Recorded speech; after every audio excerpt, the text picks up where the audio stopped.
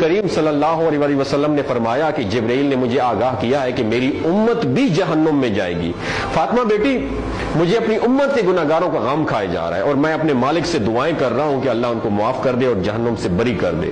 اور یہ کہہ کر پھر آپ سجدے میں چلے گئے، رونا شروع کر دیا، یا اللہ میری امت کے گناہگاروں پر رحم کر، ان کو جہنم سے آزاد کر کے۔ اتنے میں حکم آ گیا، وَلَسَوْفَ يُعْطِيكَ رَبُّكَ فَتَرْضَىٰ، اے میرے محبوب غم نہ کر، میں تم کو اتنا عطا کروں گا کہ آپ راضی ہو جائیں گے۔ آپ خوشی سے کھل اٹھے اور فرمایا کہ لوگوں، اللہ نے مجھ سے وعدہ کر لیا ہے کہ روز قیامت مجھے میری امت کے معاملے میں خوب راضی کرے گا، اور میں اس وقت تک راضی نہیں ہوں گا جب تک میرا آخری امتی بھی جنت میں نہ چلا جائے۔ بولتے ہوئے آنکھوں سے آنسو آنا شروع ہو جاتے ہیں بندے کے، جب بندہ سوچتا ہے کہ ہمارا نبی صلی اللہ علیہ وسلم اتنا شفیق اور غم محسوس کرنے والا ہے، اور بدلے میں ہم نے ان کو کیا دیا۔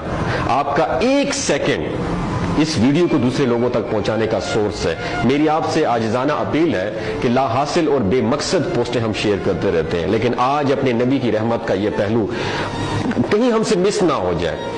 ایک شیئر کر کے اپنا حصہ ضرور ڈالیے گا، کیا پتا کون گناہگار پڑھ کر راہ راست پہ آ جائے اور دوسروں کو تھوڑی سی ہدایت مل جائے۔ کہنے کا مقصد یہ ہے کہ ایک نبی ہمارے لیے اتنا غم خوار ہے اور ہم یہاں بیٹھ کے اس کی امت کے اوپر اتنے مظالم ڈھائے جا رہے ہیں۔ ہمارے